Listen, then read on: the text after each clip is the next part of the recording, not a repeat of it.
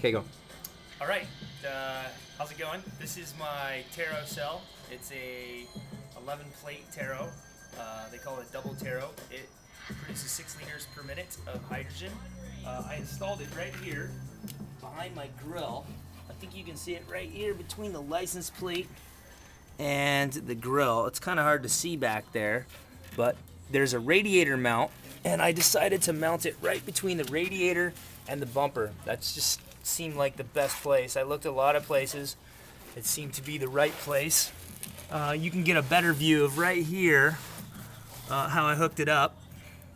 I hooked it up and just bolted it in and strapped it down right here on the lower mount. There's plenty of room in here. You could probably put 2 or 3 on this little car, no problem. I modified the hose, and instead of running a return line and an exit line, I actually just hooked them both up. I don't know if the camera can catch this, but I hooked up the in and the out to a T.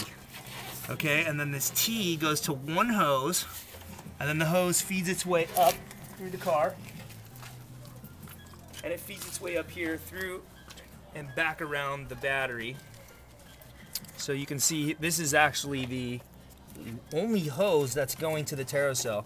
So this one hose is feeding its way along the side of the fender here all the way down, and then it finds its way right here into the reservoir, also the bubbler. So it's doing 2 things at once. This is just a water filter. It's a clear water filter. I decided to modify it because I just like the size of the container, and as you can see, this car has a big space here, which most cars don't have, but I'm lucky I had this space, and I used zip ties and went through the firewall and zip tied it up. This one hose goes into one of the outlets and inlets. It goes into one side, and it just has one of these elbows on the bottom of this. You can't really see it through the camera, but the water goes in here, and then this T actually goes here to this water trap, just to make sure that no water, absolutely no water, gets into the motor. We don't want any water getting in there. So this goes into here, and then this simply goes right into the air intake. We modified the intake on the car, and it's just epoxied right into this ABS plastic, and it gets injected right into the motor. So I'll turn the key on. Oh, let's talk about the wiring real quick. The wiring, your basic relay. This relay right here has the wires that come in the kit.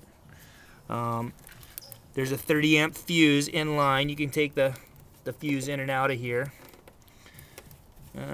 It's pretty good. It's pretty in there. But you can put this 30 amp fuse in and out. You can take it in and out, and it goes right here to the positive side of the battery. So the positive goes on here, and then the relay is hooked up from one negative side to the negative side of the battery, and then this white line right here is coming to another positive side of the relay, and it's coming all the way over here into my windshield wiper motor. So I figured out my windshield wiper motor. I just teed it into the windshield wiper motor to this blue wire. On mine it's blue, and I found out when I turned the key on that it was hot, and when I turned the key off it was cold, so I knew that that was my ignition line. So once again, that's the windshield wiper motor, and pretty easy, simple install. It took me a couple hours my first time. I kind of just took my time on it. Let's see how much hydrogen this thing's producing.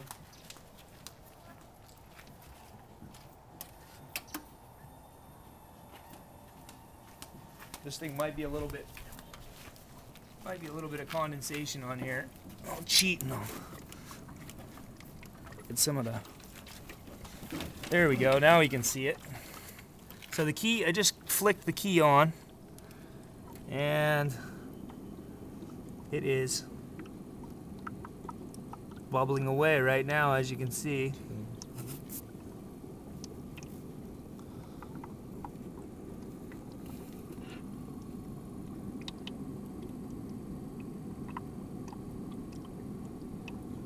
There's KOH in there, in the reservoir. This one took over a gallon of water. This whole system takes about 1.5 gallons of water.